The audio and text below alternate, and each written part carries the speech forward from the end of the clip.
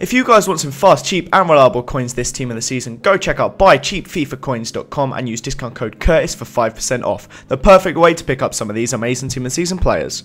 What's up guys, Curtis here and welcome to the second part of the Liga Bbva Team of the Season FIFA 10 to FIFA 14 flashback. Today we're going to be looking at some more of the amazing midfielders and strikers in the Liga Bbva Team of the Season. If you haven't already checked out the first episode, that one is where we looked at the goalies, the defenders and Cristiano Ronaldo. We will be doing this in 3 parts to cover all 18, so 6 in each one. But before we get stuck into it, I do want to say, if you guys could hit that like button, that would be absolutely brilliant. It's Champions League night, so if we could hit 500 likes tonight, that would be absolutely amazing. But anyway, let's get stuck into it. So first up we have Luka Modric, the little Croat magician.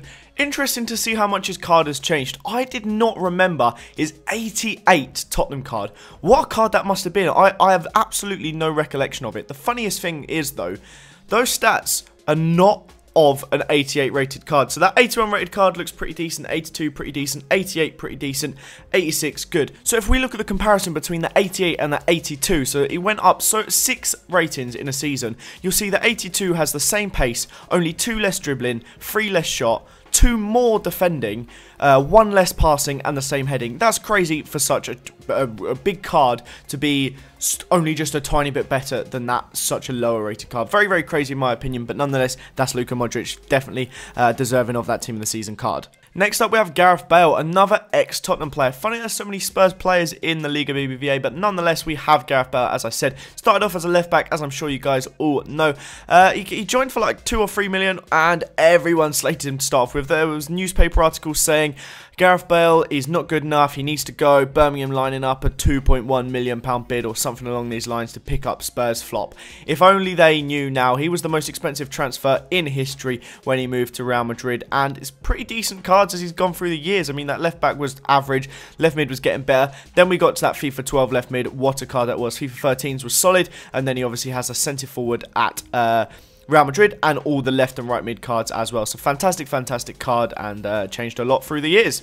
Next up we have Angel Di Maria. Now this guy is an interesting one. He has gone up a ton as well. 9 ratings from FIFA 10 to FIFA 14. You could even say 9 from 10 to 13 because he hasn't changed since last year one bit. So very interesting that he started out on the left mid. I did not know that. He used to be a left mid for Benfica. Then he had the left wing card for Real Madrid. Then he moved over to right wing and has now had right mid cards for the last 2 FIFAs. For me, that's where I prefer using him. I do like cutting in and using his shot, but would have been very interesting to see what his crossing would have been like on a left mid card. Would have been probably quite effective to have all the pace he has with a left mid one. Maybe one day he'll get a inform there or something and we'll actually get to see it, but I highly doubt it with Ronaldo and Bale mainly occupying that left hand side. But nonetheless, a very, very solid card, and once again, that is a brilliant Team of the Season card he has.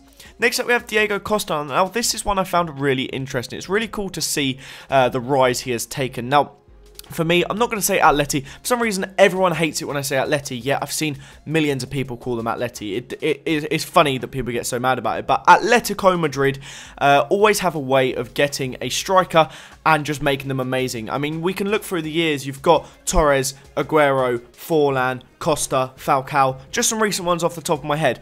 Every single time the player before leaves, the next one comes in is amazing. It always happens that their second striker then becomes incredible and sells them off for so much money. Atleti have a way of making just crazy bank, and Diego Costa filled in the footsteps of Falcao and has been absolutely sensational. What a player and what a card he's got. Next up, we have Lionel Messi. Now, not really a lot to say about this guy. He's had 3 Team of the Seasons in a row now. I think he may have even had one in FIFA 11 when they didn't have the blue cards, but I'm not entirely sure. They had black cards back then for Team of the Seasons, and I didn't want to get it wrong and include him in. So possibly 4 Team of the Seasons in a row. Could be wrong there, but nonetheless, as I'm sure you guys remember, he started off on the right wing. I remember actually having that FIFA 11 right wing card. Was absolutely crazy. So good to cut inside, and he was actually better on the wings than he was in centre forward because his lack of strength, you didn't really feel it as much on the wings, and he was just brilliant at cutting inside and scoring beautiful goals. But nonetheless, 94 for 3 years in a row. He's had 98, 97, 97 for his Team of the Season cards. Absolutely amazing, and such a solid player. And then we go from the step down of the best player in the world, or the last few years best player in the world, not this year because Ronaldo obviously won it, to Navas, a guy that honestly I'd never heard of until the Team of the Season. He's had 3 years at Levante. He was on loan from Albacete for the first of those, but then they signed him permanently, and it's only really been this season that he has been their first choice goalkeeper. Obviously being Costa Rican, he has 51 caps for Costa Rica. He's their first choice goalie, I believe. To have that many caps, you'd excuse me, you've kind of expect him to be the first choice goalie. So I think we may be seeing him at the World Cup this season against England in the game that we have. It'd be interesting to see. Obviously, he must have had a fantastic season for him to get a team of the season. Once again, don't know much about him, but 3 seasons of Ultimate Team cards, and he's come along quite a long way. I wouldn't be surprised if he has like a 76 or 77 rated non-rare next year. Be interesting to see, but that is the end of this episode, guys. Reminder as well, go check out the first episode if you haven't already. If we get it 500 likes on this episode, as I said earlier, that'd be great.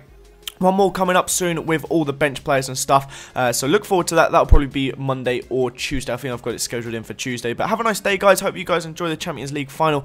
Enjoy this video, and I'll see you guys next time. Bye bye.